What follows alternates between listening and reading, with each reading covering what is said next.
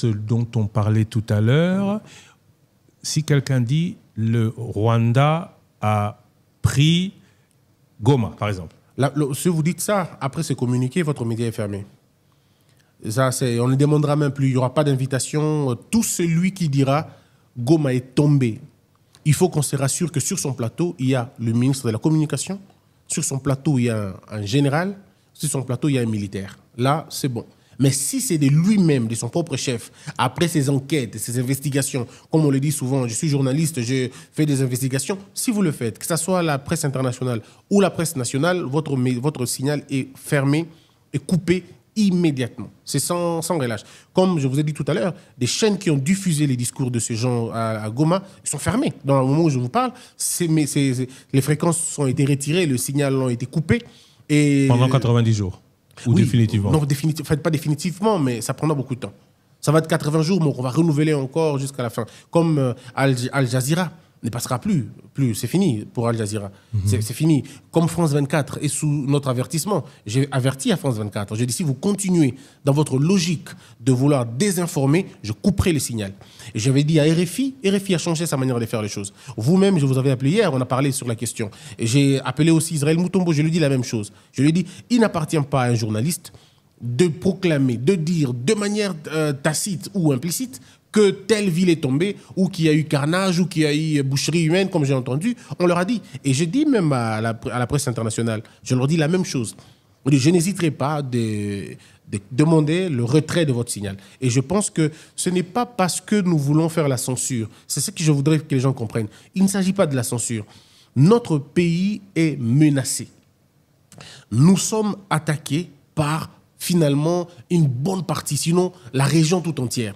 Il y a une complicité énorme. Les gens sont d'une méchanceté, d'une complicité contre le pays que nous ne pouvons pas laisser les choses comme ça. Donc voilà pourquoi nous avons dit on va devoir faire vraiment attention et on sera extrêmement sévère. Il y a un autre élément, cher Christian, c'est les silences quand même de religieux, les silences de certaines ONG, les silences de certains opposants que je ne comprends pas. Je ne peux pas comprendre que les gens soient éloquents quand il s'agit de la mauvaise gouvernance, qu'ils soient éloquents quand il s'agit de la corruption, mais qu'ils se taisent lorsque la ville est menacée, lorsque la RDC est touchée. Et je ne comprends pas, il y a eu des tribunes qui ont été faites, tout simplement parce que la Constitution, quelqu'un avait dit qu'il fallait changer la Constitution, ou il fallait la modifier tout simplement. Vous avez vu le front, il y a des gens qui se sont levés, ils ont fait un front, parce qu'on a parlé de la Constitution. Mais où est passé ces fronts pour soutenir les forces armées? Où est passé ces fonds pour soutenir les populations endeuillées? Vous voyez? Donc, ces conditions-là, moi, je ne le comprends pas. Quand on est patriote, l'on doit l'être du début jusqu'à la fin. Et pas la nuit, pas seulement le jour, mais en tout cas, à tout temps, à tout instant. Alors, il y a aussi le droit à l'information. Oui. Je ne vais pas diffuser des images, mais permettez-moi de prendre une minute pour vous placer le contexte des mots portés à Top Congo. Mais avant, j'ai juste une question à vous poser. Oui. Vous me dites oui ou vous dites non. Est-ce que Top Congo a dit qu'une ville est tombée? Pour parler particulièrement de Goma, est-ce que vous l'avez entendu sur Top Congo? Ne vous en faites pas. À cette question, je ne saurais pas vous répondre oui ou non.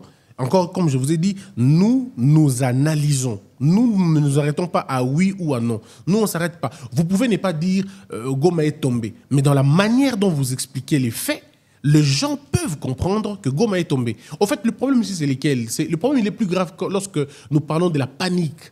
Christian Lusakweno, moi, je suis né à Goma. Je me rappelle qu'on a fui la guerre. Je fouille avec mon père qui était à l'époque commandant de la ville. Nous avons fui tout simplement parce que nous avons suivi les médias qui disaient que telle ville est tombée, les assaillants sont à tel coin, et ainsi de suite. Parfois, même lorsque ces assaillants n'étaient pas dans ces villes-là. Et vous n'avez aucune idée de la psychose que ça crée quand on dit ces choses-là. Je vous donne deux petits cas. Lorsque vous suivez les médias étrangers et les médias internationaux, voici leur narratif. Ils disent Minova est une ville. Non, la ville de Minova est tombée. Mais vous savez que Minova n'est pas une ville. Vous savez que Kanyabayonga n'est pas une ville. Vous savez que Sake n'est pas une ville. Mais lorsque dans leur narratif, ils disent Minova est tombée, est une ville, c'est très dangereux. Lorsqu'ils disent, par exemple, un coin, le M23 ont finalement gagné ou ils ont pris un territoire stratégique. Alors, je me pose la question, comme je l'ai posée à RFI et aux autres. Je dis, à partir de quel moment c'est un média de qualifier une ville ou une cité de stratégique? Vous voyez? Donc, dans leur logique, c'est véritablement l'idée de nuire. Et on l'a dit, non. Ils ont dit encore, ils disent par exemple 200 km, 20 km, 15 km. Quand on vérifie, on se rend compte que c'est même pas 20 km, c'est même pas 10 km. Ils disent encore, toujours dans ces médias-là, ils disent ils sont arrivés à la porte de Goma. Mais à partir de quel moment Minembwe est à la porte de Goma? À partir de quel moment Bunga est à la porte de Goma? C'est tout cet ensemble des mensonges. Et je ne veux pas dire que ils ont oublié. Non, ils savent. Regardez, il n'y a pas longtemps, quand ils ont des experts. Vous avez vécu en France et en Belgique. Mais je ne vous ai jamais entendu ici dans votre plateau dire que vous êtes expert belge. Vous êtes expert en Belgique, vous êtes expert en France. Mais pourquoi? Parce que c'est une dame qui a fait le journalisme ici au Congo. Elle s'appelle tout de suite experte des questions congolaises. À partir de quel moment on est expert? Parce qu'on a la peau blanche ou parce qu'on a œuvré ici au Congo pendant un bon bout de temps? Donc, c'est des choses qu'on a dit non. J'ai dit aux journalistes aujourd'hui, je leur ai dit, plus question de ces histoires-là. J'ai demandé à France 24 de réqualifier leurs soi-disant experts en la matière. Si vous regardez les infos, vous allez voir qu'il y a une dame qui a écrit, elle s'appelle Colette, je pense. Colette Brackman. Ouais. Elle fait un édito, elle dit, voilà, le roi est nu. Mais moi, je me dire, c'est vrai, il y a les rois nus, mais il y a aussi des vieilles folles. Vous n'allez pas, parce que vous avez une plume sèche, et qu'il y a des clients qui ne répondent plus à l'appel, et des abonnés absents, ou parce que vous avez demandé à un président une interview, et qu'il ne vous l'a pas accordé, tout de suite, vous devenez rebelle, ou vous devenez, contre, et opposante. Et à un moment donné, je me pose la question, puisqu'elle aime tellement l'Afrique, mais pourquoi elle ne parle pas de la situation des droits de l'homme au Rwanda? Pourquoi elle ne parle pas, elle n'enquête pas sur les élections au Rwanda quand on a 98% de voix? Pourquoi elle ne parle pas de la desserte en eau et en électricité dans certains coins du Rwanda? Pourquoi ne parle-t-elle pas de la liberté de la presse au Rwanda? Donc c'est le Congo que l'on doit constamment, ou si vous voulez, de façon systématique, parler du Congo. Et quand il s'agit des autres, on n'en parle pas. Donc c'est tout ça. Moi j'ai dit non, on est fatigué. Il faut mettre terme à ces choses-là. Donc pour nous, il ne s'agit pas de dire oui ou non.